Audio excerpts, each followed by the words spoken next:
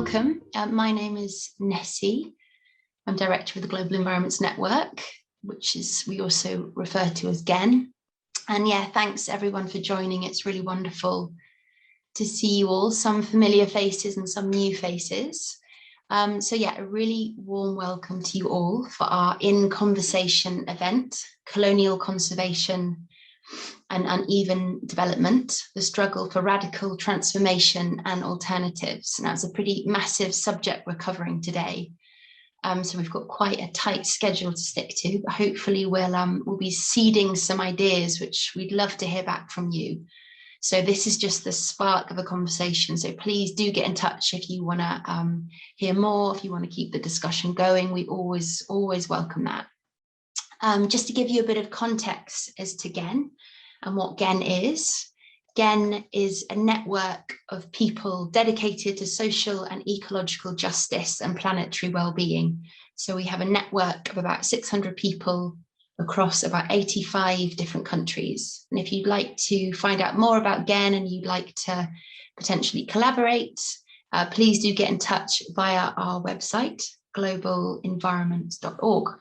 So today I'm really delighted to introduce our speakers, and then I'm going to hand over to Samira, who is our amazing program coordinator again. And Samira is going to tell us a bit more about the schedule and what we can expect over the next 2 hours. And so it gives me great delight to welcome Kendi Borona. Kendi's calling in today from Kenya, from Nairobi, and Kendi is a conservationist working in Africa. And I should say that our speakers have got the most incredible biographies, which I'm not going to try and name now because it would take me half an hour. But I think Marina is going to be a bit more about their our speakers' biographies in the chat. And you can also read a bit more if you haven't already done so on our website in the event listing. It also gives me great pleasure to welcome a very, very dear friend and a long-time GEN member and resource person, Ashish Kothari. Ashish is an environmental activist in India, as well as many other millions of hats he wears. Suzanne Dhaliwal is a climate justice campaigner and lecturer and is founder of the UK Tar Sands Network. And Milka Chepkorir is an Indigenous woman from the Sengaya community in Kenya. So welcome all of you. It's so great to see you all, and welcome to all of our audience members. And just to mention that the In Conversation format, as the name suggests, is designed to be a bit more informal. So rather than a kind of panel of speakers and Q&A, it's designed that it's a conversation amongst our speakers of sharing their own lived experiences, their own perspectives in a kind of informal GEN style fashion. So please add any questions and insights you have into the chat, which Samira is going to talk about now. So Samira, I'm going to hand over to you. Hello, everyone.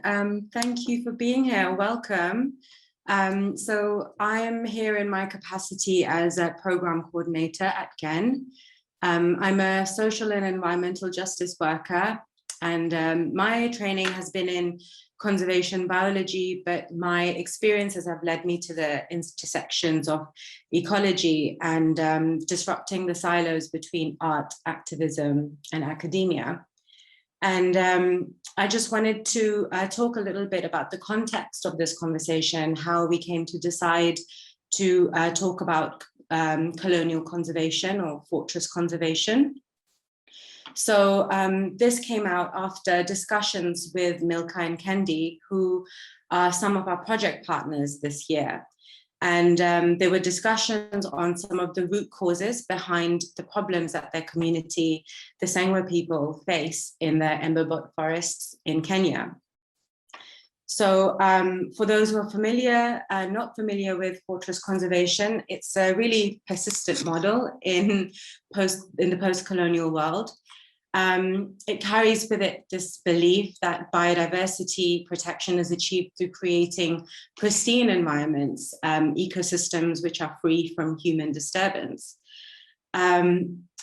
it ends up with quite a top-down conservation agenda, mostly coming from the global north, created, funded, and heavily lobbied, and often excludes some quite violently local communities and the traditional knowledge practices. And in doing so, it just ends up intensifying these power imbalances. So when I joined GEN earlier this year in June, this topic instantly grabbed my attention because of my own interests in conservation and uneven development. So as a life sciences student, I was always really frustrated by the myopic curriculum, and it often spoke of the current concerns and biodiversity loss, climate change, environment, as if it occurred in a vacuum. And colonialism was rarely directly named while questioning environmental degradation and loss of biodiversity. So the language describing the violation of the Earth's planetary boundaries lacked any accountability and appeared as almost as euphemisms for colonial activity. So for me, habitat fragmentation sounds like a euphemism for borders. Habitat degradation sounds like a euphemism for industrial agriculture and extractive industries. And many of the solutions that were posed in the classroom were frankly bordering on eco-fascism. Pollution, desertification, deforestation, biodiversity loss, and all the other forms of global environmental degradation just reminded me so forcefully of the ecological dependencies and interdependencies and the legacy of colonialism. And on top of that, it was another thing that struck me was the absence, or I guess like a more apt word for that would be the erasure of the global majority. That is the indigenous peoples and people of African, Asian, and Latin descent in climate justice. So where were the embedded, embodied, lived experiences from the parts of the world we were seeking to understand? And where were the histories of resistance which I grew up learning about? Of course, it was outside the classroom, as it always is, on the other side of campus, where I bumped into this knowledge after I gate crashed an environmental anthropology movie night. And that was where I found the voices I've been searching for. And they were loud and they were tired from talking for over 400 years. So it was here outside the conservation classroom where my long-term suspicions about these wolves in sheep's clothing were grounded. And I learned about how global conservation strategies often do manifest as colonialism 2.0, as a Trojan horse for guns, fines, and fences. So in this talk, we hope to invoke some responses to the questions, what are the radical alternatives? What visions do we have to sustain the earth? What is the soil that they can grow on and how do we nourish them? What are the radical imaginings and reimaginings? And we have Milka and Kendi in Kenya, Ashish with a wealth of knowledge speaking to us today from India, Suzanne speaking to us today from Croatia. And before we dive in, I just want to talk a little bit about some housekeeping, what to expect and accessibility. So after I finish, the speakers will introduce themselves and provide some context about their work. And then we will move, then we will have a short accessibility break for 5 minutes for everyone to make themselves comfortable. And of course, if you need to have a break, stretch, get a snack or tea in the middle of a session, you're welcome to as well. And then we will move into the conversation between the speakers and an audience Q&A. In terms of accessibility as well, Zoom has some options for creating closed captions in the meeting. Of course, Zoom has limited language and geography capabilities, so some errors might appear, and we will attempt to correct those and save them as a transcript. So participants can actually view the closed captions by, I hope you can see the CC icon in the the panel on the bottom of the screen, and the captions will show up at the bottom or the middle. And you can click on the icon to expand, scroll through, save the captions. And in the Zoom software settings, you can go and adjust the size of the captions and font sizes as well. So the next point is this is all being recorded. So I hope we have your consent for that. I would welcome people to have their cameras on, so the speakers have some friendly faces to look at. And if you don't consent to the recording, of course, you're welcome to off. And the recording will be shared later, inshallah, on the Global Diversity Foundation YouTube channel. So, and the chat box, please do add your comments, reactions, thoughts, questions, everything in the Q&A. Nessie and I will gather them for the Q&A later. So that's it from me. And I would like to now hand over to Milka, who will begin with a prayer and a blessing. So thank you all. Thank you, Samira, for the wonderful introduction. Good morning, good afternoon, and good evening, everyone. My name is Milka Chepkorir. I am joining from Kitale, Kenya. And we are going to start with a prayer that was done by our elders in Embobut on Tuesday for a meeting that was happening there, and they were happy to extend the blessing to this meeting. So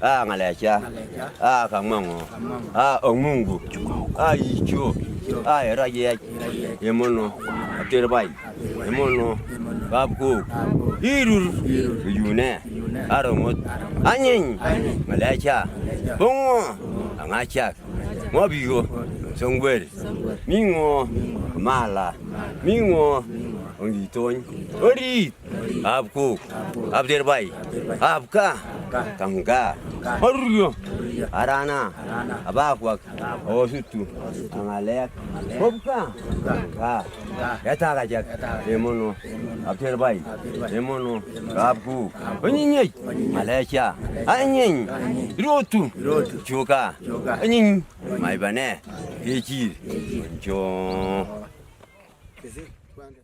Thank you very much for sharing. So simply the prayer is a blessing to any conversation that is going to talk about the situation of the Sengwer in Kapkok, Sengwer in Kaptirbai, and Korokwen, if you had them mentioning the glades from which the Sengwer live in, and also blessing every word that is going to be discussed and returned possibly to the community about the situation there and any other situation similar to ours that we may have to discuss. So with that, I am going to share just a little bit of the work that I have been doing with my community, generally and specifically with the women and the project that we are having with Gen back in Embobut.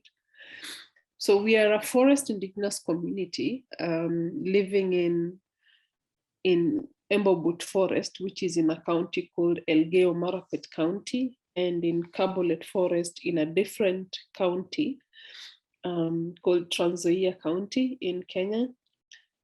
And the Kabolet Forest is extended to another county again. So you may wonder why we are from different counties.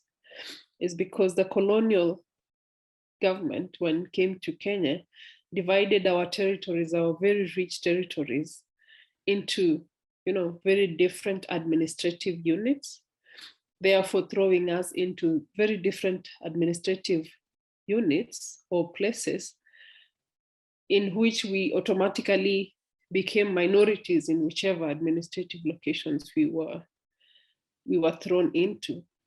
And our forest, of course, now became very vulnerable for exploitation by the government and the majority communities from the administrative units that we eventually were thrown into. And since the colonial time, of course, if any one of us does not know what fortress conservation is all about, is conservation that assumes that for it to happen, then there shouldn't be human presence, like Samira was mentioning to us. And this was the situation with us from the colonial time. So when our land was divided into those different administrative units, we became a minority. We were forced to go into other majority ethnic groups' community reserves, but we did not do that. Our great-grandfathers decided to just be in the forest. So the colonial government could not manage to throw us out of those territories. But there were attempts in before independence to throw us out, to evict us from the forest, but that was not successful.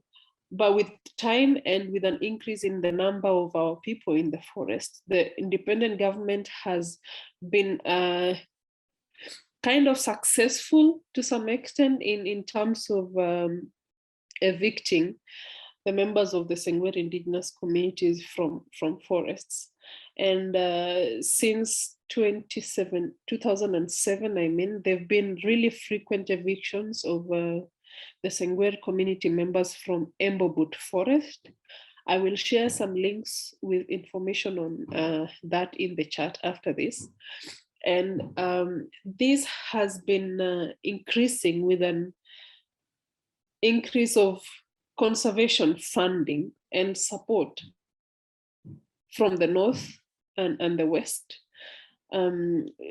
specifically from World Bank, sometimes from the EU, sometimes from the IUCN and the Finnish government at some point, and others, of course, that we do not know, because the government keeps these dealings between them and the other party just secret, so that we do not manage to tell them what is being used, what these funds are being used for.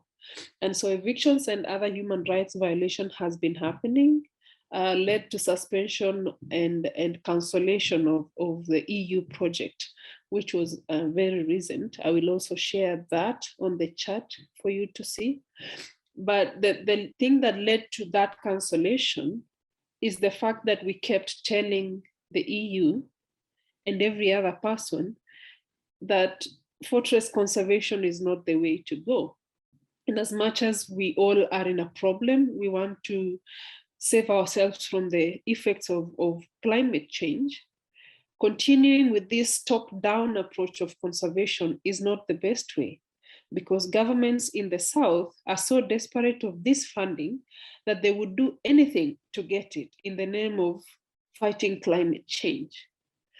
And this includes evictions that have been carried out, which they deny doing, killings during these evictions, sexual abuse to women and children by the officers carrying out these evictions, and everything that is evil, and burning down of homes and every property, including school uniforms and school books, just in the name of conservation and wanting to tell the EU and other conservation agencies that, we have our forests, they are not habitable, they are not, occupied by communities, and therefore you should give us more money for conservation.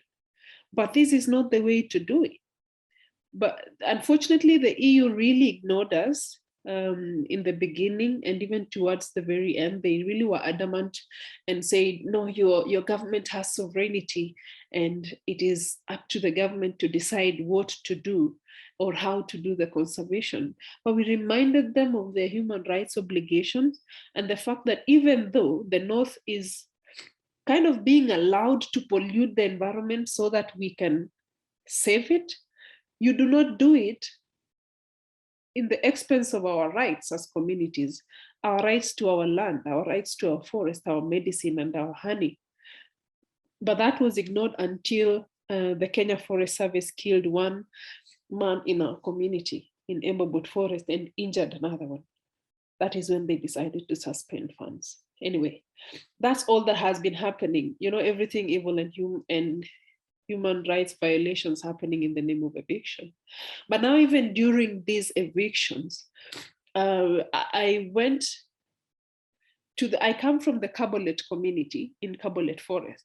So I was really compelled to go out to our community members in Embobot, you know, to seek ways in which we can work on this. And I've been working with the elders and other community leaders in doing all these dialogues with the government, with the EU and every other conservation agency. But again, during these dialogues, I realized that the involvement of women in these discussions was not something that was in people's minds, because after all, it is the men who say this, you know, it is the men who know the value of land, because the land system and control of resources is so masculine in this side of the world, just like many parts of the world. And so we sat down with the women and decided that it was time to also have them involved in this discussion, because often the people coming from the conservation organizations and the officials from government and elders from our communities, 90% of them would be sitting on tables are men. So, and it was so hard sometimes to even get a chance, even for myself, to express something that the women back home are going through when these evictions are happening. Very hard to get that chance. Very hard to get out of such meetings with solutions, because men just want to stamp the table and be like, no, it is you, the community, doing this. No, it is you, the government, doing this. No, it is you, the EU, doing this. And I'm like, maybe it would have brought all this insanity down if a woman brought the human sense of what this all is all about, and people think through things instead of wanting to prove how strong they are. And when we went back with the elders that I was sitting with in a meeting in Eldoret in 2015, they agreed to that and allowed the women to go choose 2 of them to be in the council. And so the women had to choose 2 to sit in the council, who now bring, you know, the discussions of the women and children into picture. And the women group really grew strong very fast, because then they were given the blessings, and it was seen as, you know, it's as a good thing that women can engage even the county governments, and they would listen easily to the community issues when it is women leading such a discussion. And so the women considered doing a cultural center back in Embobot to be able to bring community members together to discuss issues, especially because there was no permission for community meetings and gatherings, and the elders to call for such meetings inside the glades, especially when the evictions were very, very frequent. And so the women were like, we still have to talk, you know, how then will we be able to sit and talk about our issues and put these issues together before submitting them to government? So they decided to do the cultural center with the support of Gaga, from the Netherlands at both ends. And so the cultural center was set up, and the women were like, so after this, we need to, you know, do indigenous-led education, which then will help community members and the children who have for a long time with the evictions have been kept away from the community. Some of the youths have been taken away from the community for education, for employment and all that. There's time, I mean, it is time for them to learn about the culture, to remind themselves, and to also just continue having that in mind, because it is necessary and it is very vital when sanity will finally come and communities are allowed, we are allowed to live on our lands, we still need to practice our indigenous way of life to continue keeping this environment that has been destroyed by what the government and other people think is being developed and us being barbaric.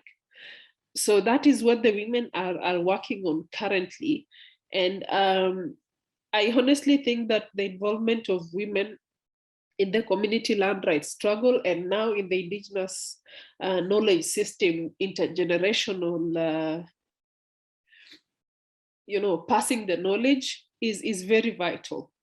And it brings, it still restores the, what it means to be community, even when evictions and what we are going through in the name of, conservation and the paradigm coming from the north is putting us through.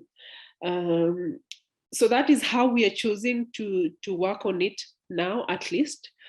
But we really hope that the world will once come back to trusting each other, to not demeaning the value of indigenous people and their role in conservation, and not using the scale of the North and the West of what development is. We are okay as who we are. And for anything, if there is anything that is so good that we've done, is putting this world where it is right now. We have conserved our land. We have conserved our forests. It is the most of the lungs of the earth that is remaining now is in our territories as indigenous people. Then how would you even say that the paths that have been taken by the North and the West is what development is?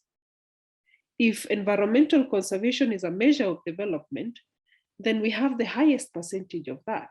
Then let us be left to be who we want to be as indigenous people and not impose climate justice funds, conservation funds to come and break our systems of conservation in the name of it, because it is like adding 1 and subtracting 2, going way back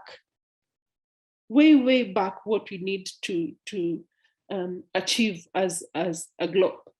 I think that's all that I would wish to share for now, because we would talk until tomorrow about these issues. Thank you very much. So I will pass this on to our brother Ashish from India.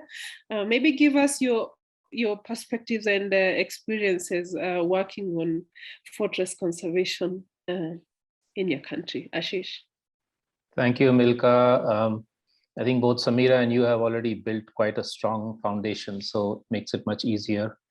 For me, that was a very moving account of what your people have gone through, but also very inspirational in the sense of the kind of both resistance and also alternative pathways that you're finding. And I think I'll sort of continue along the same lines.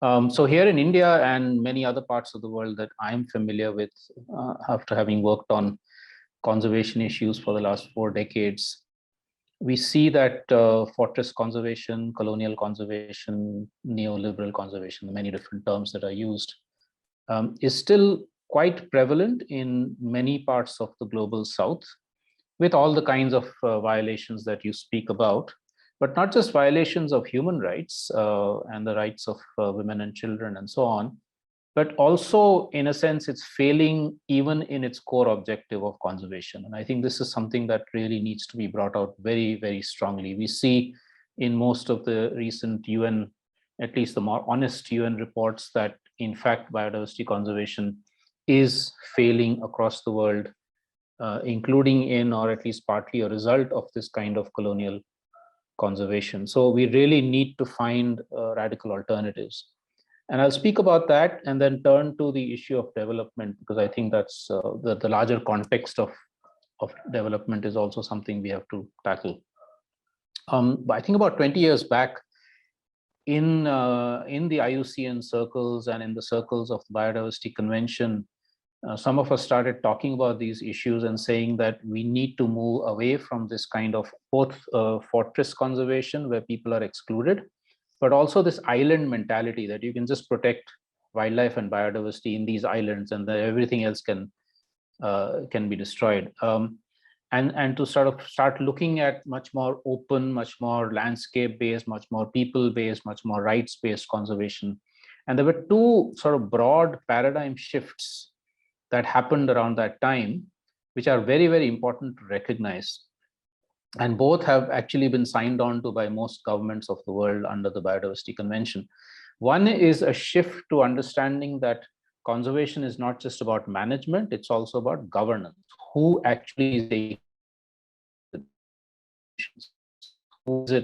is deciding whether something should be a national park or a sanctuary or a conservation reserve or something else, or just an indigenous territory, which is anyway conserving without calling it conservation. And that recognition of governance being very important, and the fact that that conservation areas can be governed by indigenous peoples and local communities as much as by governments, and often much better, was a very big paradigm shift that happened, at least in terms of global conservation policy. Now, associated with that was the recognition that therefore indigenous peoples and community conserved areas, which then was called ICCAs, now we're calling them territories of life, are as important, probably more important than the official protected areas of the world. And there's a recent report by a global network, the ICCA Consortium, many of you are familiar with it, called Territories of Life, which suggests that something like maybe 14, 15, maybe almost 20% of the world's surface is already covered by these territories of life, except that most of them are not recognized. And because they're not recognized, they continue to face threats of mining, oil exploration, big tourism complexes, industries, extractivism of various kinds, and even fortress conservation being imposed on top of the ICCAs and alienating or disabling the communities that are already doing the conservation and governance on the ground. I think we need much more attention to these paradigm shifts and a much greater documentation and much more advocacy towards seeing how these could be really affected on the ground, including in national policies and through indigenous peoples and communities themselves. Unfortunately, what we've seen in the last few years is a bit of a pushback from the neoliberal fortress conservationists in terms of the new avatars that you see, these new buzzwords that are coming around: half Earth, 30 by 30, which is to say by 2030, 30% of the Earth should be protected for wildlife. Half Earth is even more ambitious, 50% of the Earth should be protected exclusively for wildlife. Or nature-based solutions, as if indigenous peoples have not already had nature-based solutions. But now this is like this new thing that's everybody saying, oh yeah, we will go towards nature-based solutions. But if you really look deeply into it, much of this is coming from the global north. And though, of course, they've learned the language of inclusion and no, we will make sure that indigenous peoples are involved, it's still extremely top-down, and we really need to expose that agenda. There's a parallel agenda in the climate thing, and we need to see the connections between the two, which is net zero carbon, no net loss, etc., which basically says keep polluting somewhere, but make sure that people are conserving forests somewhere else so that that carbon is sequestered or captured. All of these, what we call false solutions, need to be exposed in the same way that we've been exposing fortress conservation. Now, one of the biggest problems with these new avatars of conservation is not just that they continue to be top-down and so on, but also that they seem to assume that if we protect 50% of the Earth or 30%, the rest of the 60, 70% can go in the same direction, business as usual, which is ridiculous, right? I mean, if you look at climate crisis, it doesn't see any borders. Frogs in the middle of a national park, strictly protected, are dying out because somebody somewhere else is causing pollution maybe 1,000 miles away. So this whole notion of let's protect half the Earth and the rest can be as usual is just, it's nonsensical. And this is where I think we need to also work on challenging the notion of development itself. including, I would say, so-called sustainable development, because as long as development means more and more economic growth, which means more and more material consumption and energy flows, the earth cannot sustain it. We are already using 1.5 times what the earth can sustain. So any more economic growth anywhere on the planet is simply not sustainable. What we need is radical alternatives to this. Of course, people need well-being. Of course, people need food. Of course, people need energy, housing, etc. What are those alternative ways to do it is I think, if I'm bold enough to say so, even a more important agenda than finding alternative conservation. And so it's of course linked up. This is the kind of work that I've been involved with many other colleagues around the world in the last few years. And if I might just take a couple of minutes to talk about that. So what we are seeing, I think, across the world is not just people resisting the currently dominant model of development in terms of anti-extractivism movements, movements against industrialization, tourism complexes, and so on. And people are putting their lives in the front line for that. There are 3 or 4 people being killed every week just defending their territories and defending nature against this kind of so-called development model. But they're also coming up with incredibly innovative solutions to their real needs. We're looking at practices like agroecology, millions and millions of farmers, small farmers actually sustaining traditional or coming into new forms of sustainable agro-biodiverse organic forms of agriculture.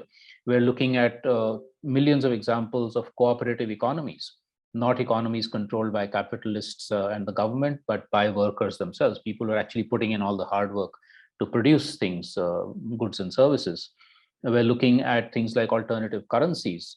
Why should we be dominated by the dollar or the euro or the rupee or the shilling or whatever, if we can actually create or recreate our own local exchanges based on sharing time, alternative currencies, sharing resources, etc. There are lots and lots of examples of indigenous self-determination, people saying that democracy is not about going to elections. It's about us taking decisions where we are. We are the holders of power, not politicians and bureaucrats. It's eco-villages, many all over the world. It's the movement to recommon lands, take it away from privatization to bring it back into the commons, forests, coastal areas, rivers, even knowledge, right? So these are the sort of practical alternatives coming up, but they're also based on or emerging with conceptual worldviews. I mean, the kind of things that Milka you spoke about, where either old traditional indigenous worldviews, such as from South America, Sumak Kause, Sente Pensar, Kamatsea Saike. Emily is here, so she can talk more about that. Hi, Emily. And Buen Bever and many others, or from Africa, of course, Eteuwe, Ubuntu, etc., etc. I'm sure Kendi, you and Milka will know many more. From the Asian context, Swaraj, Kyosai, Shohoj, many. So if you look at it, I mean, there are, again, thousands of these traditional worldviews which show a very different concept of how to live with the rest of the earth and how to live with each other. Very, very different from what the modern system is telling us, and very, very much based on, Milka, you spoke about feminist principles, for instance. So even from the industrialized global north, there are these radical alternatives coming up, whether it's degrowth or it's ecofeminism or it's eco-socialism or many others. And I think what we are seeing through these is transformations taking place in 4 or 5 aspects of life. I'll end with that. One, radical politics.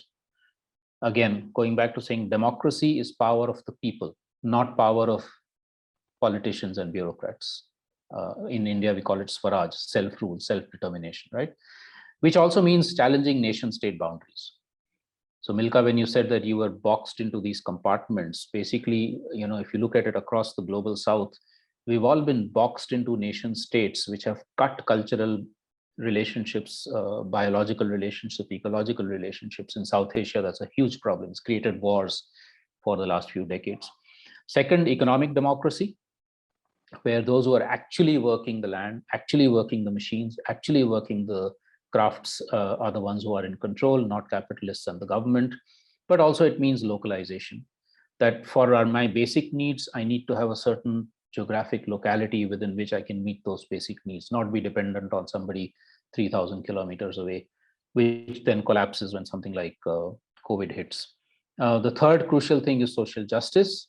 And this is where I think Suleiman's question in the chat is very important, that we're talking about many different kinds of inequalities in society: gender, caste, class, also so-called ability and disability. And so the struggles for creating much more equality and equity and justice are the third major sort of set of transformations taking place. The fourth one is culture and knowledge, reasserting the fact that cultural diversity and knowledge diversity are at the base of any kind of happy human society. If we were all to become McDonaldized, if we were all to only speak English, then we would actually be losing the resilience that human societies have shown to be able to sustain through many different kinds of crises, including the current climate crisis. So culture and knowledge diversity, the knowledge in the commons rather than privatized intellectual property rights. We've seen the struggles right now with the vaccination, for instance, is exactly that. And the fifth crucial element at the base of all of this, of course, is ecological resilience and rebuilding our relationship within the rest of nature. This is something that modern, I don't know, sort of westernized modernity has told us: humans and nature, like two separate things, which is ridiculous, right? I mean, Milka, Kendi, you will all tell us that you always considered ourselves as being part of nature rather than a side of it. And so how do we rebuild that kind of relationship, and therefore the humility of how to deal with, how to relate with the rest of the earth, with other species, becomes very much part of that. And the values that all of this underlies: solidarity, diversity, generosity, interdependence, reciprocity. I mean, I can go on and on. Are at the core of this, and they're so very different from what our currently dominant economic and political system tells us, which is individualization, privatization, selfishness. You know, when I was in school, I was told 3 main objectives in life: become rich, become famous, become powerful. At least one of these 3, if possible all 3, right? Whereas these alternatives are actually telling us that no, it's about working with others, it's about being complementary with others, collaborating with others, everybody moving up together in life, showing solidarity, etc., etc. So I think that's the kind of alternatives that we need. And as I said, this is happening in many different parts of the world.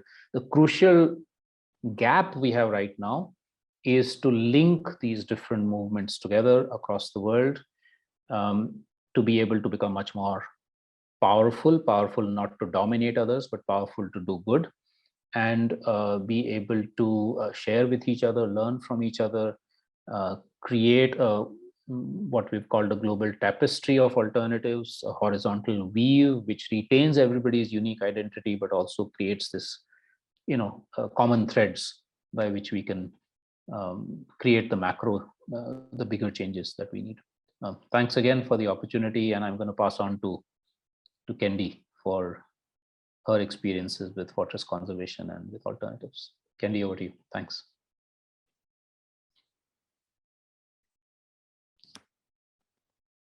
I am muted. Thanks very much, Ashish. That was absolutely illuminating to hear. It's always a pleasure to hear you speak. I was born, I will now go to my experiences with forest conservation. I was born and brought up in the Kenyan highlands near a forested landscape. And it was because of the waters flowing from this forest that I didn't have to walk for a long distance to fetch water, a task that is expected of girls in my community. Water is a game changer for any woman in Africa. I believe everywhere else too. If you spend hours looking for water, then you have no time left for anything else, much less education. So this forest and the water coming from this forest gave me an opportunity to pursue an education. And this forest or the forested landscape is protected by elders through a traditional custodianship system that applies indigenous knowledge systems. So there are areas within this forest that elders use to perform rituals and sacrifices in times of social upheaval. And these areas are completely off limits to everybody else, other than the select elders who perform those rituals and sacrifices. And when you look into it ecologically, those areas also overlap with springs. So these springs are the ones that are the sources of rivers that provide water for people. People like me downstream benefit from these indigenous knowledge-based conservation systems. So I have had an opportunity to work with different communities in Kenya, Uganda, Tanzania, Malawi, actively. And in work, this was in conservation of cultural heritage, but as Ashish was saying, there's no distinction between culture and nature in many communities. So the cultural sites we were working on would be in mountain landscapes or in forests, and it was all one mix of just landscape and life. So in working with all of these communities, I could see that there was this base of knowledge at the community level, but I didn't know what name to give it. And that nobody really considered it important, not the government, not the various non-governmental organizations working in these landscapes, not the community themselves, but I could see that there was this base of knowledge. And then I got a chance to work with the San people down in South Africa. And this is where I saw a very clear articulation of the interlinkage between nature and culture, and how that shapes how they manage their land and landscapes and livelihoods. So I still didn't have a name for it. I got a chance then to work with Australian Aboriginal communities in Australia's Northern Territory. And this is why I got a name for it, Indigenous Knowledge Systems. And here I could see a very clear articulation of this knowledge and where it sits at par with any other knowledge system. And also the fact that it's actively used in management of landscapes and in a conservation area. Me coming from Kenya, where we have high-level top fortress conservation with guns and all of that, it was amazing to me to see communities applying their knowledge systems using cultural practices in the conservation area. So I had a name for it, Indigenous Knowledge Systems. And that's what I ended up studying for my PhD. And I was looking at how to leverage on Indigenous knowledge systems in order to protect our forests, landscapes, and livelihoods. And I worked in one of the large forested landscapes here in Kenya. And working with communities, of course, because if it's Indigenous knowledge systems, then you talk to people. And one of my first interviews that I did was with a 90-year-old elder. And I was asking him questions about the forest. All my questions were about the forest. I was in a forest program. And then he turns to me and says, we don't have a name for forests in our language. We just have a name for land. And I had to, it was like this light bulb moment where I had to re-engineer my own questioning and my own understanding of land and landscape, and to try and break the compartments that we have been trained to have about what a forest is, what conservation is, and so on and so forth. And then after finishing my studies, I now got to work in fortress conservation proper. I was working in a landscape that has a network of protected areas, the world famous Serengeti and Tarangire and Manyara in Tanzania, and Tsavo and Amboseli in Kenya. These are quite well-known national parks. And it's in working with communities that I really got to hear, to understand the human side and the impact of fortress conservation. I'll just give you some examples. I speak with a woman who tells me, living close to the Amboseli National Park, and she tells me our children cannot go to school in the morning because they're afraid of elephants. And may I just remind everybody that these national parks were created through removal of people or removal of communities who inhabited these landscapes, all of them, all the ones that I've mentioned without exception. Thus, and removal is a lot of violence. It's not that kind of removal of being told, please leave and you leave. It's war.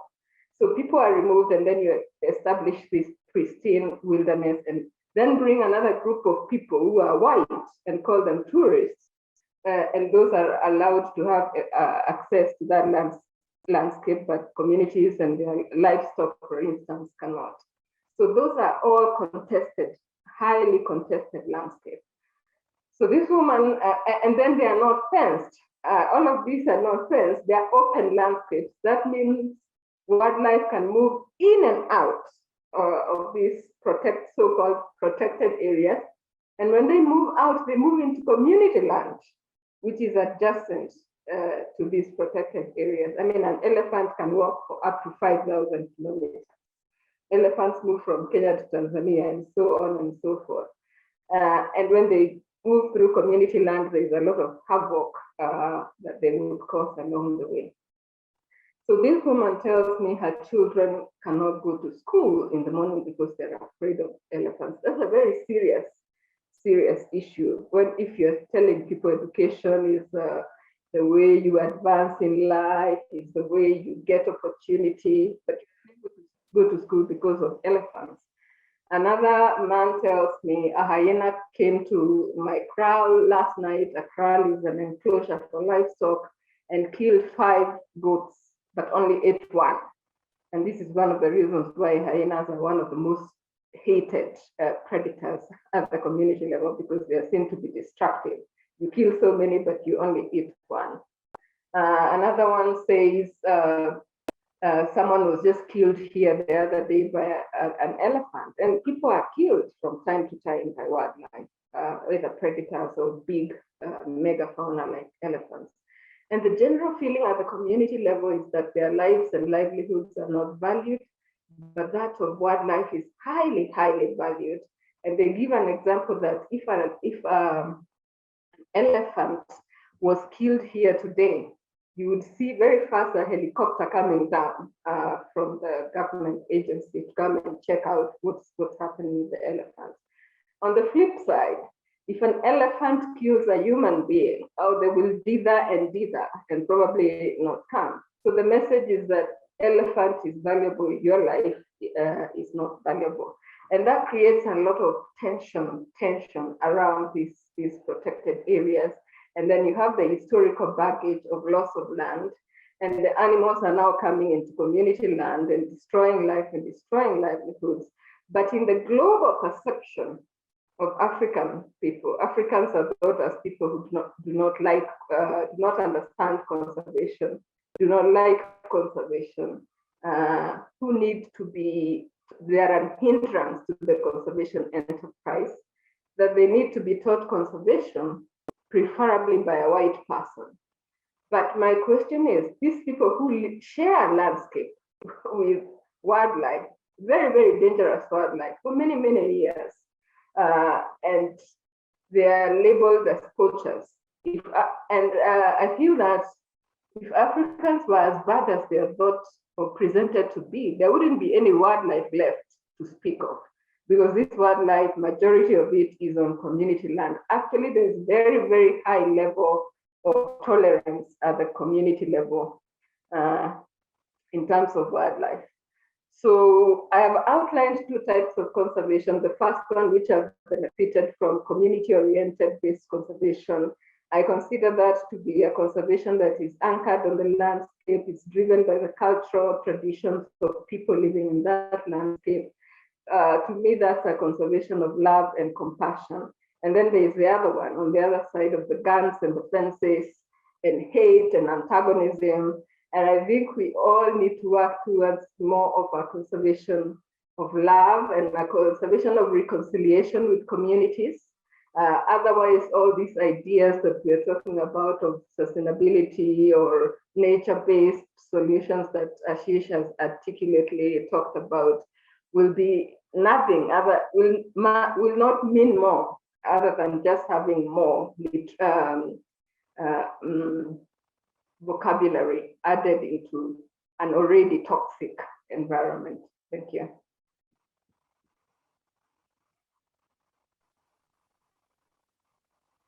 Thank you, Kendi. And thank you to everyone who's spoken. it feels hard to go last and to try and add anything to this. And I think what I wanted to bring to the conversation is this framework around climate justice and sort of connecting together some of these stories. And for me, my work has been at the hard edge of conservation, you would say, at the intersection between the extractive industries and Indigenous communities globally. So there we see that, and we understand, and the IPCC understands that 80% of the land that we need to protect globally in order to avert the climate crisis is under, some form of either Indigenous custodianship or care. And yet we see that the centrality of Indigenous voices in the climate process, the actual legal adherence to Indigenous rights within the COP does not exist. So we see here this dichotomy of, at the same time, calling for the centrality of Indigenous rights, understanding that Indigenous rights is key to us having the toolbox of strategies to get there. However, as I said, there is no legal adherence to Indigenous rights within the COP agreement. It's a separate research platform. So I think that's something we can really think about as an outcome for this conversation. How do we make this connection between climate justice and Indigenous rights as well? So a little bit to lead into the work that I've been doing has been looking at where are some of the global hotspots of biodiversity and what are the front lines to protect that land and that territory. And that's where we see that it is not only conservation, but fighting the forces of extractivism. So in the Canadian tar sands in Northern Canada, we're seeing there actually one of the fastest rates of deforestation of the boreal forest in order to extract heavy oil. And in order to protect that land, in order to stop the extraction there is actually no recourse through the existing environmental legislation. There is no protection of water. There is no pre-fire and informed consent of those communities before those projects go ahead. So what I started to see in the Canadian tar sands was that there was no way to protect that land, to conserve it, without working with Indigenous communities. And this has global consequences for our communities in resisting the climate struggle. And so actually I found that not only do we have to deal with the extractive industries, the colonial forces of the government, we also have to deal with those forces within the work of environmentalism itself. So for me, when I started to work with frontline communities, the resistance I got was from NGOs in London and different groups there. They were saying it was too late for Indigenous communities there. They didn't fit into the framework of the loincloth, guardian-friendly Indigenous communities that they wanted to highlight. So there was racism within the environmental movement from the NGO system itself. So I think that's something that we need to address and talk about as well, especially when we are people of colour located in the UK who are working in solidarity with frontline communities. How do we also challenge the cultures of white supremacy and racism that exist within those organizations themselves? And as I was hearing from my sister about the stories of the violence that comes from those organizations, we've heard about some of the horrific violence caused by Oxfam and other organizations themselves. So the question here is about accountability. What does accountability look like from those solutions and how they're moving forward as well? So I just wanted to bring that into the mix, that I am not Indigenous, I'm a person of color. And as a British person of color, we also have a responsibility to look at our own complicity in that racism and that history of colonization, and how do we work as allies with Indigenous communities, while at the same time also understanding that we have the power and a privilege as educated Western people of color to be in those spaces. And so for me, the way I've been holding that conversation has been to challenge the culture itself of how we do this work, who is holding the resources, and who is holding the strategies to do that work. So in the last 15 years, I've been working with Indigenous communities in the Arctic, in the Amazon, in the Canadian tar sands, and also in Nigeria, resisting the extraction by Shell and by most of the multinationals moving forward with extraction.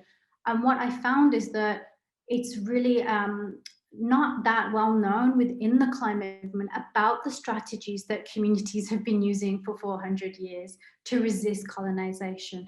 And that's really the recentering that we need, is to understand our history of this work, to understand the legacies of those like Kensariwa and the Ogoni Nine and the Ogoni people who have been working with frameworks of connecting Indigenous rights, and that how that is interlinked to connecting to protecting the land as a way to resist the colonial forces of those such as Shell. And we know that that has been met with brute force. So I think that's another big part of that, is understanding that knowledge and that understanding of those who are on the front lines of extraction. What can we learn from the strategies there? So some of that work has involved, fighting for the right to free, prior and informed consent to any projects that go ahead on territories. So we hear a lot about divestment from these extraction processes, but if we're asking for that divestment, it has to be on the principle that those projects are illegal because they have not had the free, prior and informed consent of communities. So that is key, and that's a re-education that we need to do of the climate movement and the environmental movement, that those principles are core. And that also means that these campaigns and these strategies are led by communities of colour. And that's also as basic as hearing where are the resources in the climate movement and in these movements to do this labour, to do this work? How do we redistribute resources to frontline communities, to hold these campaigns, and to also be not just the faces of them, but leading them as well. So I think there's also something there about thinking about how does this work actually happen? Again, that's something we can learn from. Most of the victories that have come from stopping extraction have actually come from Indigenous communities globally. So we need to recenter learning about, again, what are those legislations that protect Indigenous rights? So also looking at ILO 169 and other institutions, legal institutions that communities are using to resist extraction, and how do we put them again at the center of the climate movement and the movement to protect biodiversity. So I know we've gone a little bit over, but I just wanted to make a few more points around, this question around the culture of this work and how do we change the culture of the work. So this deep knowledge, this deep wisdom isn't met with the same white supremacy and colonialism within those organizations themselves. And that's where I work as a facilitator, as an anti-white supremacy trainer, to look at the culture of organizing itself. So that means the forms that we use to challenge extraction, the forms that we use to raise awareness, and understanding the history ourselves. We need to know the history of these movements so that we can understand what has been working and who is actually holding this work as well.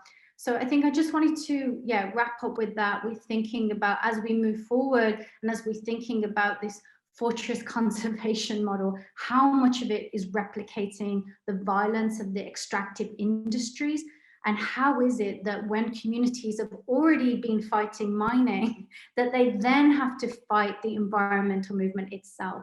So how do we work together? And that includes having more leadership, having more resources, if there's funders on this call, thinking about how we make sure that women are leading those organizations, because often we're exhausted with fighting the racism and white supremacy from that itself.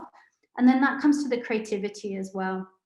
As we know, the connection between traditional ecological knowledge and the front lines of technology as well, of understanding how do we have that interdisciplinary space. And I think Samira said that about removing the lines between art and activism, between cultural knowledge. And that also means decolonizing, that traditional ecological knowledge is just as important, if more so than the science. So how do we bring scientists, traditional ecological knowledge into the same conversation so that we can work together as well? And I think that's a space that as artists and as conveners, we can start to hold those spaces together as well. So I think that's where there's a lot of possibility and a lot of hope that comes from that.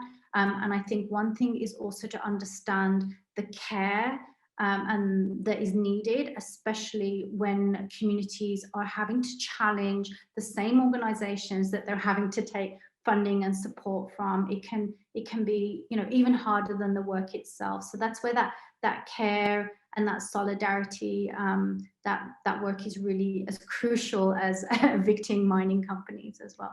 So I just wanted to wrap up there, and I know we're a little bit over, so I think we're going to have a little break before the questions.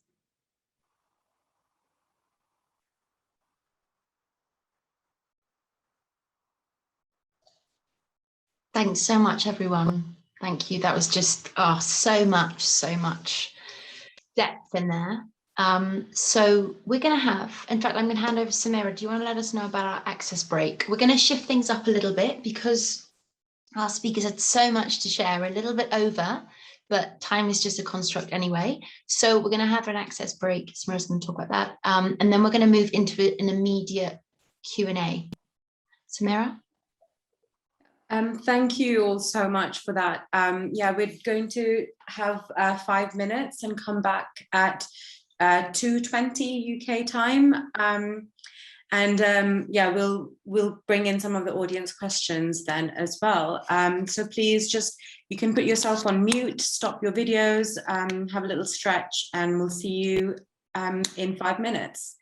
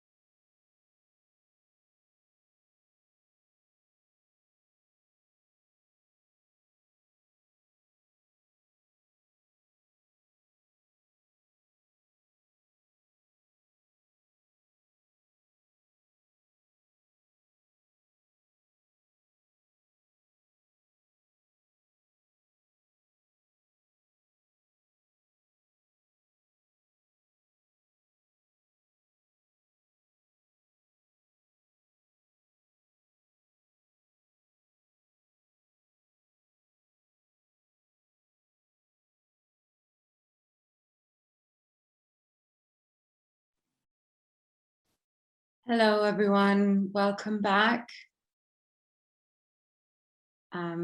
Just giving everyone a few seconds to come back in.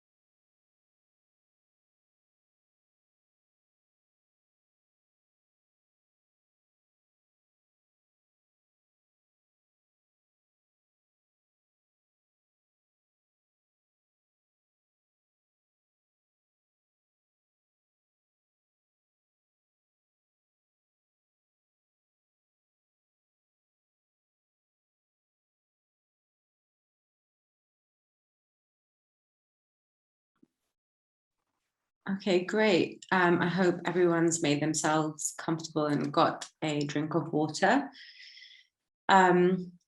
Okay, so what we'd like to do next is dive into some of the questions from our gorgeous audience today. And there's been, like, I've absolutely loved the conversation in the chat, all the different reactions, people sharing questions and comments and links to related projects. So the first question comes from Suleiman, who is a dear friend of mine, a new friend, whose question is, okay, so as a disabled AF, South Asian man, continual work in progress, I feel development and conservation conversations still forget about disabled people who are the world's largest minority and an estimated 8 trillion market. And it's still not accessible to our needs. So how can we ensure that development and conservation support is made accessible to us? Disabled people who are definitively the experts in practicing infinite imagination within limitations, without adding, so can it be made accessible to disabled people without adding to ableism? Who benefits from erasing disability and disabled individuals in the context of development and conservation? And how can we create a more radical, holistic, sustainable, decolonized, anti-ableist and anti-racist approach to development and conservation that includes disabled people, especially disabled Black, Indigenous, and people of color? Thank you, Suleiman, for the question. Who would like to take this? Ashish, you touched on it briefly earlier, and I've just seen Kendi has unmuted herself. So would Kendi like to go first? I can add after Ashish. So Ashish, please. No, go ahead. Kendi, do you mind just speaking a bit more into your mic? That'd be possible. Yeah. Thank you. Thanks. So I think that's a very, very good question. I was just trying to contextualize it within my area or the conservation areas that I've worked in. Even just the basics of access, like accessing conservation areas, which I said are associated with tourism, or maybe I didn't say that. That's a whole other debate altogether. Reducing wildlife to just being important for tourism anyway, but having providing access to these spaces for Indigenous people, for disabled people, not only just for tourism but also for research or for other kinds of access. I haven't seen that put into consideration because they are the way the tourism industry is structured here is, first of all, for white people, and then second for others. So even the able-bodied, non-disabled are not thought about. So you can imagine just the level of marginalization that a disabled person has to encounter just even to access these spaces. And of course, that also goes back to policy. When we are thinking about who is to be integrated, we say communities, broadly speaking, but we don't disaggregate the different kinds of needs even within communities. And when we get to that level, that's when we would say, oh, how about disabled people? How about this other category of people? Rather than just lumping everyone together. Thanks. Yeah, I think the only thing I would add to what Kendi just said is that I think the struggles need to include having all kinds of marginalized peoples, including disabled peoples, have a voice reserved in all decision-making, at all decision-making levels, whether it's within the local community, it's in national committees, it's in global forums, wherever decisions are being taken that impact the lives of people, they need to have a voice. And that is crucially missing. I mean, certainly in India, I don't know of any government committee that actually reserves a space for disabled people, which it should. So there are now national level platforms in India of disabled peoples who are articulating and arguing for that. and creating at least some amount of space to be part of democratic decision making. Because without you, I don't think anybody can speak on their behalf. It has to be people like you, Suleiman, who are at the decision making tables. And that's what we all need to support.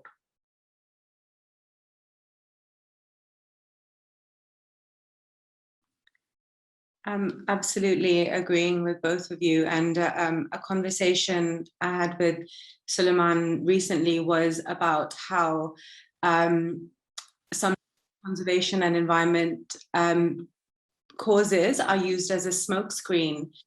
So, for example, this whole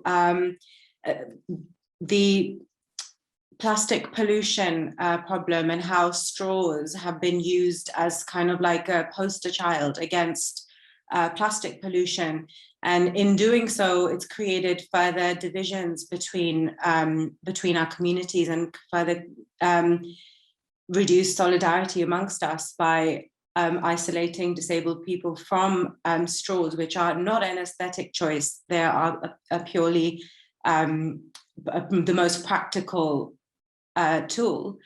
So that we need to be aware and considerate of when these divide and conquer strategies are put forth.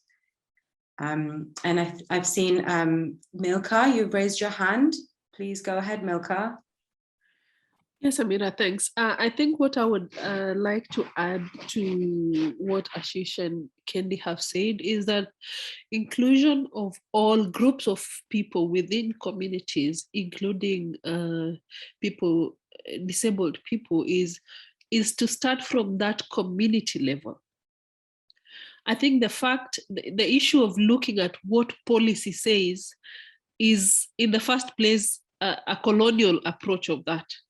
Because policies were brought into communities so that they can follow things that have been written on paper by people who had no experience of what it feels to be indigenous, no experience of what it feels to be disabled, no experience of, they cannot have all the experiences of all the groups that have to be included in a policy. So you find that indigenous people and other minority groups, even disabled people, just go about, we are just left with the option of going to complain because of not being included, because of a policy that says they should be included. But how about people coming back to their community and reasoning like the human beings that we are? Like in the case of the Sengwer, every other time we have groups of people maybe going to deliberate with the government or whoever, it has to involve everybody. It doesn't matter whether you're living with disability or you're a woman or you're what. In a way, you just have to be given, some space to be heard because you are a human and you belong to the community. It is the same way we treat even trees and rivers within our territories. We relate to them like they're humans, so that we don't come to a position where we are like, but what is the policy saying about this tree? What is the policy saying about someone of this gender? What is the policy saying about someone who cannot see, who cannot hear, So I think the issue of looking at it from a policy point of view is from the start a colonial thought, which should stop by communities just being who they are and being genuine and carrying it forward. Yeah, thanks. Thank you, Milka, and thank you everyone for those insights into that. We've got another question now from Oliver Hurst. Thank you, Oliver. If you're still here, would you like to read out your question, or should I do it for you? I'm not sure if Oliver is still here. No, it's fine. I can do it. Go ahead, Oliver. I just need to remember what I wrote. I wrote it in a particular way. But it was basically bringing together, I guess, the academia, the indigenous perspectives and the theory into the reality and the empirical. And it kind of relates well with what Milka was just talking about. She basically already answered it, but my question was, I can't find it, but it was basically about what needs changing in mainstream policy, regulation, legislation, all that stuff, to actually address these issues that we've talked about today, and not like reproduce or produce new problems by adopting one size fits all or top-down approaches to conservation and environmental management. I know Milka's already basically touched on that quite well, but if anyone else has any other ideas or whatever, that'd be good.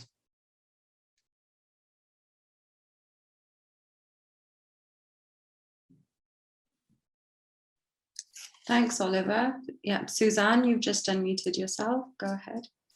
Yeah, I think when we're thinking about the legal perspective as well, to think about it from a planetary perspective, at the moment, the law favors extraction, it favors displacement.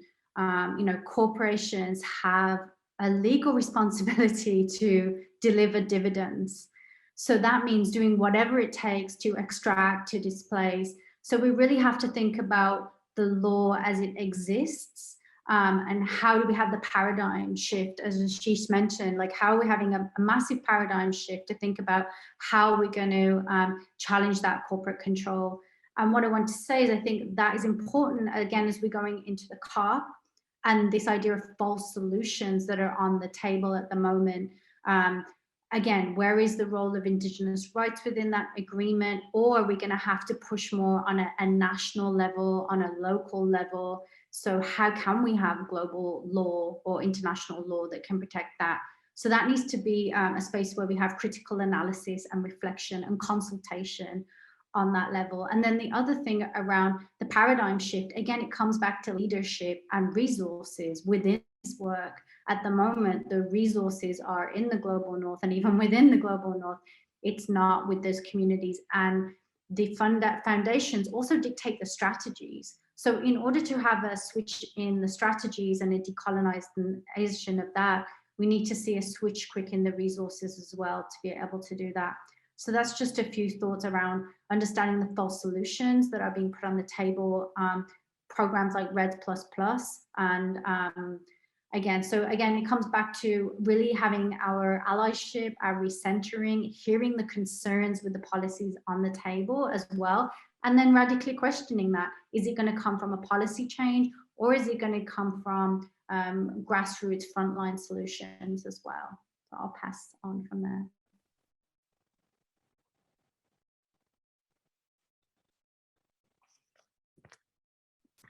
Ashish, go ahead. Thanks. Yeah, just building on what Suzanne just said, I think maybe one of the things we also need to challenge is this term mainstream. Why should anything be mainstreamed?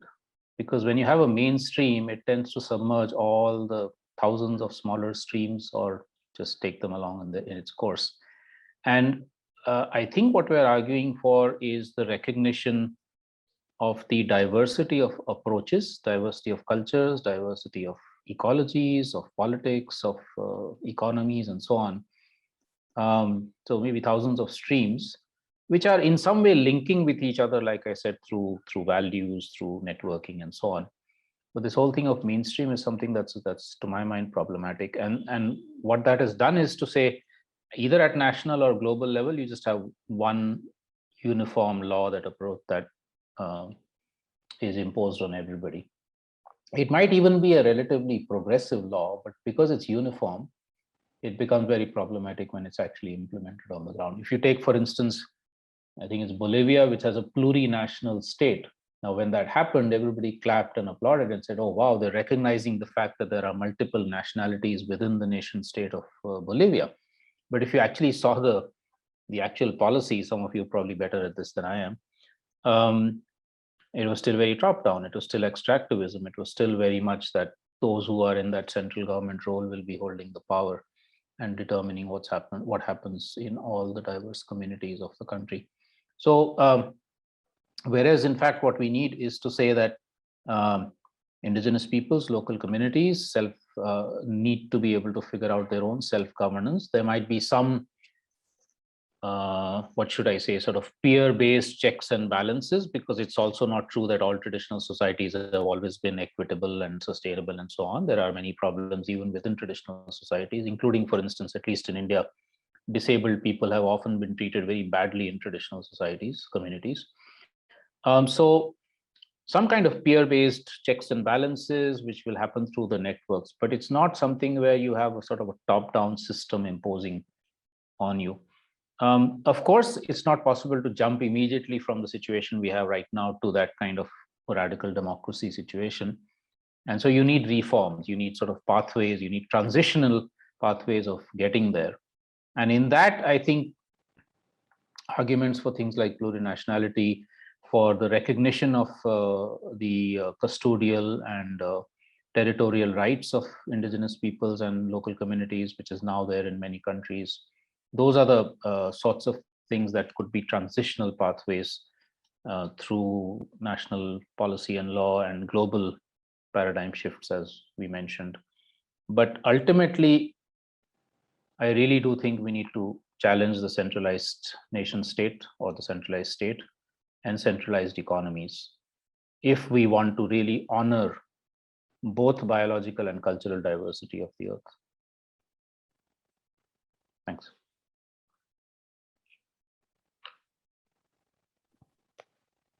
Thank you for those insights. I'll move on to the next question now, which is from Sophie, who is in the room. If you're able to unmute yourself and ask, that would be great. Hi, I don't know how good my mic is, but my question is basically that actually, interestingly enough, I share a similar background to Samira. We both did the same masters. And a lot of the discussions revolved around this movement that is called rewilding. And now that I'm coming at this from more of an anthropological lens, I suppose, and like looking at decolonization methodologies, I kind of question whether this kind of rewilding discourse is just a way to repackage the fortress, as it were. So I was wondering what you guys thought of that, and yeah, if you wanted to speak about that a little bit more. I can go. I can give that a shot. I can't find, oh yeah, raise hand. That's a very good question. And I have an example, a recent example. We had on the news a couple of weeks ago, or maybe a month, that the Aspinall Foundation in the UK, maybe some of you know it, wants to rewild some elephants from a zoo in the UK and bring them to Kenya, 13 elephants. In a rewilding project, and there is still widespread opposition to this, because first of all, it just doesn't make sense in terms of even the environmental argument. How much carbon are you going to burn to transport these elephants from the UK and into Kenya? And will they even survive anyway, given the difference in environment? And what value is that adding? We already have quite a good elephant population, but as one of my colleagues in the conservation field said, you should keep them so that you remind yourself of the injustice of taking them in the first place. We don't want them. So the rewilding movement in the conservation arena is just another white elephant project, if I can call it that. You rewild where you are.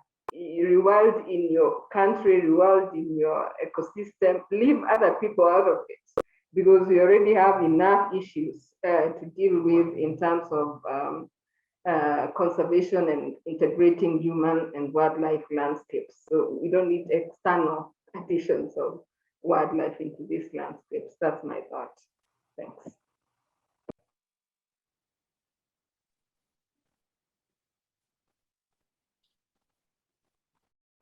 Can I add? Sorry, Suzanne, go ahead. No, you go first. Go ahead. Okay, I mean, just to add a couple of things. I mean, I completely agree with Kendi, and I think any solutions that are coming from the global north, we should be saying, please apply them first to yourselves. So, for instance, the wolf was completely eliminated across North America and Europe many decades, probably 2-3 centuries back, right? So let's do rewilding of the wolf in Europe and North America first. And there are, in fact, there are some proposals for that. There is a little bit of work that's happening on that. Or the black bear. Now, if you as in the global north want us in the global south to live with animals, some of which can be, as Kendi was saying, dangerous, which we've been doing anyway, then show that you're also capable of doing it. So let the rewilding start in London and Amsterdam and Paris and wherever else, right? And there are some groups that are arguing for that, and I admire that. So I think that's what one needs to push for. The second thing is actually community-led conservation and assisted regeneration of nature is already happening in thousands of territories of life where there degradation has taken place. Communities are able to do social fencing or other ways of eliminating the disturbing factors in that ecosystem, and then those ecosystems come back and the wildlife also comes back with that. That is already in some sense rewilding, but it is led by the cultural and knowledge systems of the communities themselves, and they wouldn't call it rewilding. That, you know, we've damaged nature, we're trying to bring it back. I mean, it's expressed in different ways in different cultures. So I would think that these would be the sort of two responses to the movement for rewilding. Thanks. Yeah, and just building on that, I think one thing is to understand is how extractive industries and multinationals use rewilding unproven strategies as a way to justify extraction. So for instance, in the Canadian tar sands, there are areas where they've rewilded, they've put buffalo back on. Those buffalo have been so toxic, their meat is toxic, and then they fed it back to Indigenous communities in that land. That's the rewilding that we've seen corporations like Shell undergo. So I think it's really important, again, to put it under that rubric of false solutions and how it's unproven as well, and there's no consultation that happens around that. So that would be just the alarm bell I would put around that concept as well.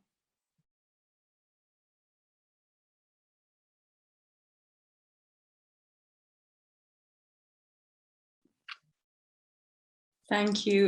Yeah, I absolutely agree. And Sophie, I think we've had interactions with the same professor over this topic in similar ways. And I think one of the things that just struck me the most was how it has that same sense of like kind of colonial romance of empty wilderness without people. It's exactly the same thing, and it conjures up the writings of like John Muir, and it's Rewild is something which again has a few kind of famous celebrity faces who have got on board in the UK, and it's the same thing repackaged, which is the lack of imagination is astounding.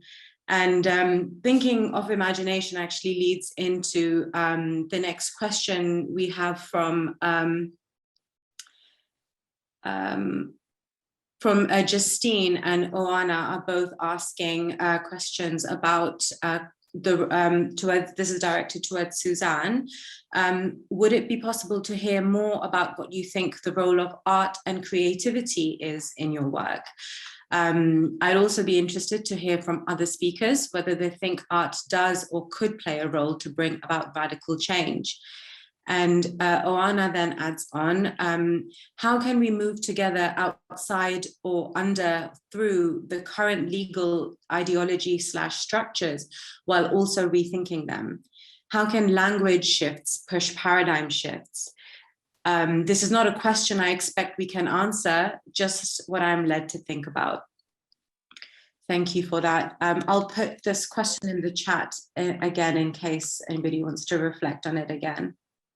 Yeah, so I can kick off the response to that. And I think for me, when I think about art and creativity, it's also coming from a decolonized sense that for me, spirituality, I'm Sikh, so seva and service, and all of these different ways that we relate to the environment, as well as being a scientist and an economist, are often separated in this field. So for me, art and creativity becomes a place to put them all back together again, to be able to be an interdisciplinary thinker, to be dreaming about the fact that I need to take action on the insurance company and then put on a suit and be an economist. So be these shapeshifters that we need to be to challenge these spaces.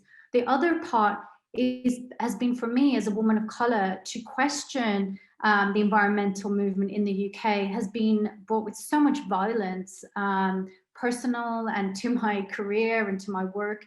So I started working in the art space so that we could have philosophical conversations that underpin the climate crisis. What is our relationship to nature? What is our ideas of custodianship? So I think the role that art can have is not just illustrating the crisis, but convening spaces for us to think about our relationship with nature, to be able to be interdisciplinary. We need to bring back the sciences and the art and to be able to bring conversations with our ancestors into those designs as well. So that's, I think, the way that art can have a space, and there's a new space in art to do that.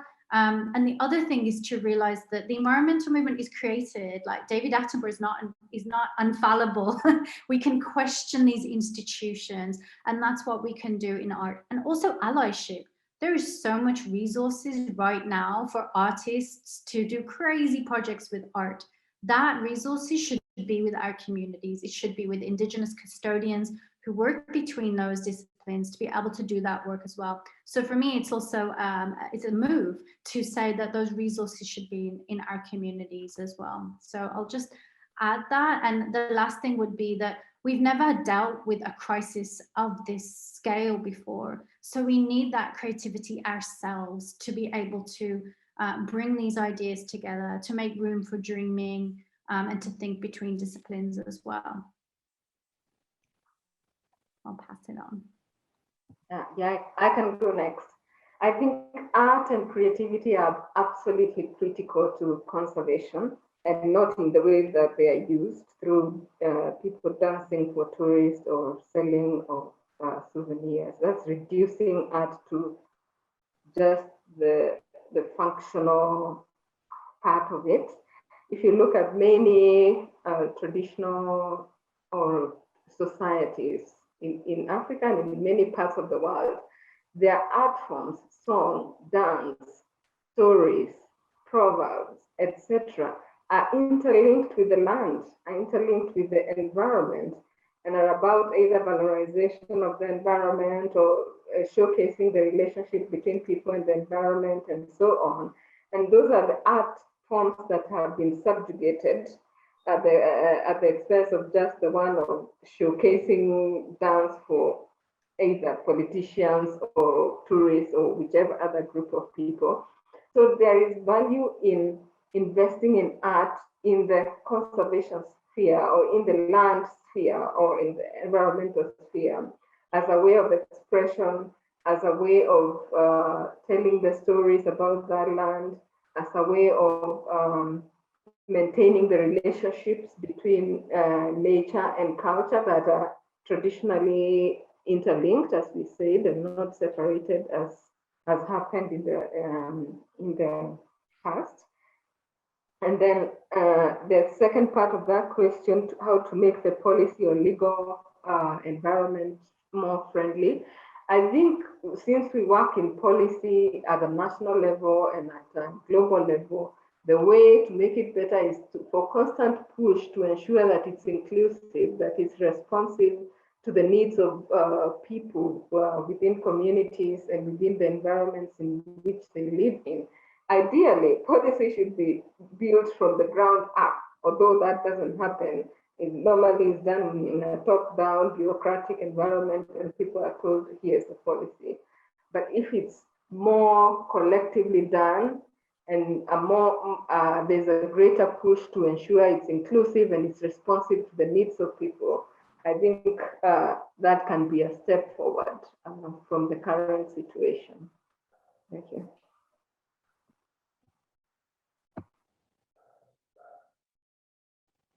Can I add something? But before I do, I don't know whether I think Milka's been very quiet. So if she wants to say something on this. No, I'm okay, Ashish, you can go. Okay. Yeah, I think to my mind, both art and language, and by language one means diverse language, mother tongues, etc., are very powerful means of expression which reach people's hearts. And I think that is so very important. I've been, one of my biggest complaints about myself and the environmental community in India is movement in India is that it's too cerebral. We're trying to reach people's heads too much, whereas those people we're up against are actually getting straight to people's hearts and emotions, and including children's emotions. Look at the entire advertising industry. It is not intellectual. It is really straight, really hitting our emotions, and that's how you make. That's how they make consumerists out of all of us. And so I think the role of creative language, creative arts, creative media in reaching across to people is absolutely critical, and I would say even more critical than writing articles and publishing journal papers and things like that. But the other reason why I think it's important is because it's accessible to everybody. A 1-year-old child to a 101-year-old elder can express himself or herself or themselves through art or through their mother tongues. And that is something that, again, is inaccessible for things like academics and so on. And I think, I mean, we have had in India a whole series of campaigns called Art Storms, where children from 3 to 4 years old to old people have expressed their protest against mining projects, against highways and other sorts of destructive projects, and arguing for the protection of natural ecosystems. And they've been extremely effective and sometimes successful in actually stopping those projects. So that's another very crucial thing. And finally, I think art often becomes the only way in which people can express protest against very repressive regimes. Cartoons are amongst the things that still survive in the most dictatorial, violent regimes, because people often cannot be out on the streets, they can't write articles, but they can still publish a cartoon somewhere or put it up online or whatever it is. And I think in that sense, it's in all of these senses, I think it's extremely important. Language diversity and the revival of languages is also becoming a very important part of these movements, because we also know that linguistic diversity and biological diversity have a great overlap. Regions of linguistic and biological diversity are very, very closely linked to each other, and the erosion of both linguistic and biological diversity are also closely linked. So where movements are actually trying to bring back their languages, trying to assert the fact that their mother tongues are as important as English or Spanish or any of the colonial languages, and linking that to asserting their custodial rights over territories and protecting nature, etc. So in all of these ways, I think these are absolutely crucial relationships that we have to support and build on. Thank you. Thank you, everyone, for those thoughtful reflections. And I feel like finishing talking about art and language is so heartening, because one of the questions we always hear is, oh, what as individuals, what can we do? And this is the answer. Art and language are the answer, and these are tools that all of us have accessible to us. So thank you for all the reflections and the gorgeous comments and engagement in the conversation today. We're on time with just a few minutes left. I would like to close up with a poem which always strikes me. I just want to say with questions, because we want to stick to time, if you could please email them or share them with us, and we can connect you with the speakers, and you can follow them on their social media. And please do continue this conversation, because 2 hours are not enough to wrap this up. So I just wanted to share this poem called Listening to the Land. It's by a Guyanese poet and revolutionary, Martin Carter. So this was written in 1951. It was in an era of decolonization, literal decolonization, not the metaphorical one we use at the university. And it's about the importance of paying heed to the histories of colonial violence embedded in the earth and the tensions we have now in post-colonial ecology. So I will play that to you now.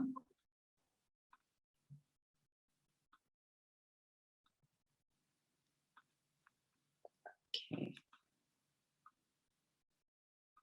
The sea, listening to the land. That night when I left you on the bridge, I bent down, kneeling on my knee, and pressed my ear to listen to the land. I bent down, listening to the land, but all I heard was tongueless whispering.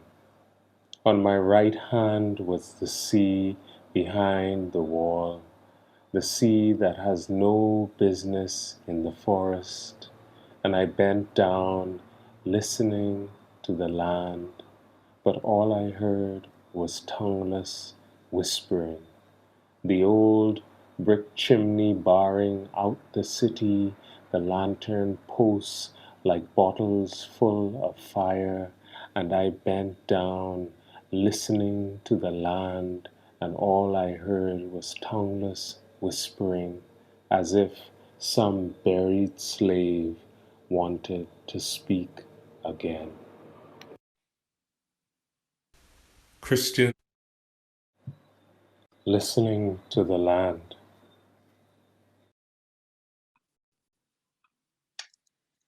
Thank you. I hope you enjoyed that. I'll share the reading in the chat. And I just really found that this poem leaves me with a sense of hope. It reminds me about listening to our ancestors while listening to the land as well, and about the recuperative role of land as a living witness to the violence colonialism enacts on it. Are there any closing comments from the speakers?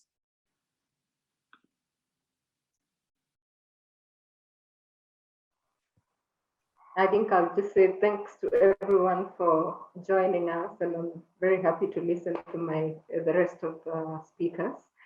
And I just told Oliver Hurst that art is the revolution in the comments. Thank you. Same here. Thanks to all of you. Thanks to the fellow speakers and all of you who put in all the hard work for organizing this. And let's hope at some point we're able to meet physically, face to face, maybe in one of those wonderful landscapes I can see behind Kendi, or anywhere else in our territories and lands, so that we can also physically hug each other and talk late into the evening. But thank you so much for this. Yeah, just echoing, and thank you, Samira, for holding the space.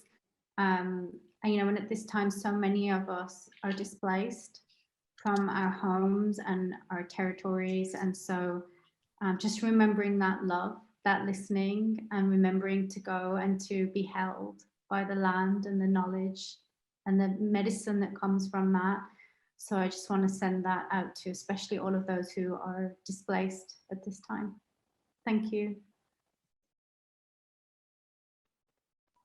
Same from this end is to say Kongoi missing. In Sengwer is to say thank you very much. And just something for all of us to take home is to be cautious of what we do, even when we think that we are doing something to help do conservation. Maybe some of us in the audience do charities to any form of conservation, fund drive or anything.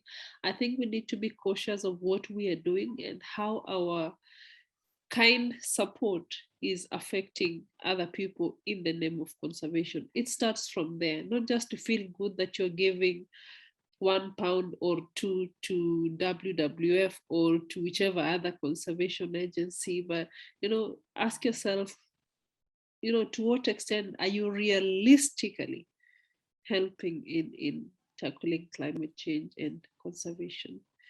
Because often at times it is what is cost to evict us from our territories here in the South.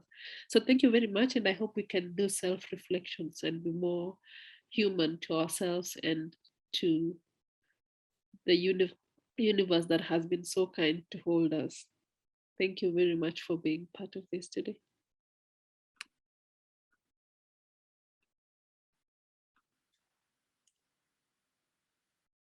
Thank you, everyone. Hope to stay connected through our contacts in the chat and the social media channels which Marina has been sharing. Thank you all for being here today. Thank you. Thanks, everyone.